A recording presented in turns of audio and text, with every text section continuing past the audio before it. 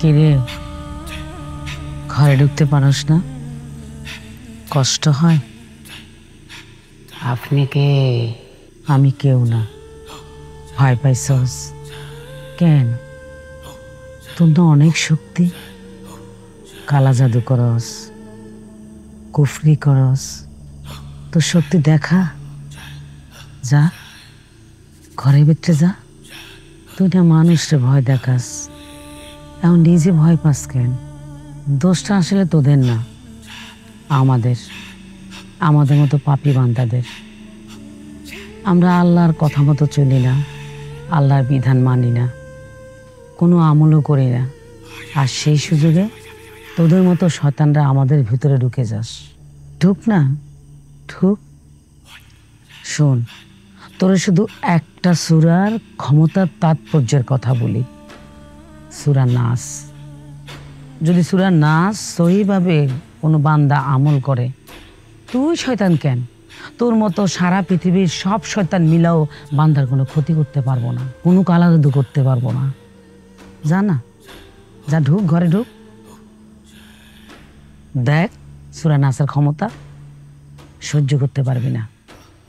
তোরে একটা কথা বলি, খুব মনোযোগ দিয়ে শোন।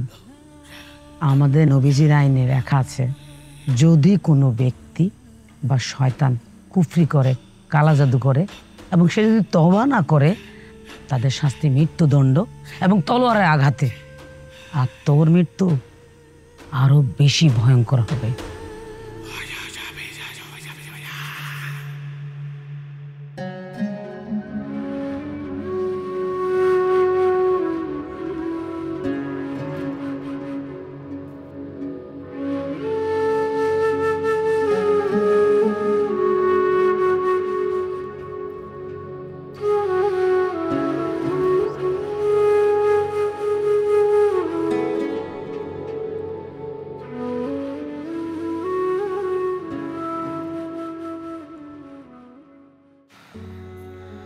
বাইরে কার লগে কথা কইতেছিল গো?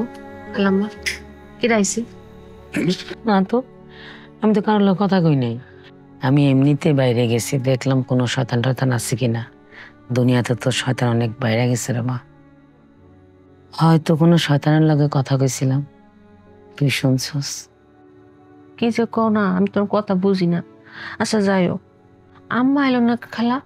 আম্মা কে আইবো না? তোর আম্মাই তো আমারে পাঠাইছে। তোর আম্মা ইত্তেকাফে বসছে। উনি নিয়ত করছে তোর বাচ্চা না হওয়া পর্যন্ত উনি ইত্তেকাফেই থাকবে। কারোর সাথে দেখাও করব না, কথাও করব না, শুধু তোর লাইগা দোয়া করব।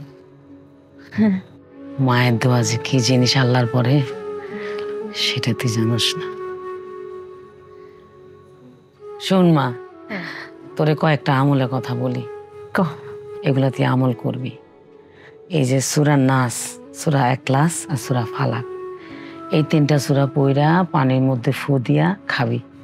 হ্যাঁ, আল্লাহ বালা মুসিবত থেকে দূরে রাখবে, শরীর সুস্থ থাকবো। তোরা আরেকটা আমলের কথা বলি। হ্যাঁ, সূরা আল বাকারা প্রত্যেক দিন পড়বি। আর যদি পড়তে না পারোস তাহলে মোবাইলে শুনবি। আল্লাহ বালা মুসিবত থেকে দূরে রাখবো, শান্তি পাবি। আচ্ছা খালা। আল্লাহর কালামে যে কি শক্তি, কি ক্ষমতা, তুই যখন আমল করবি নিজেই বুঝবি। আচ্ছা খালা। ঘুমাই পড়। শোন।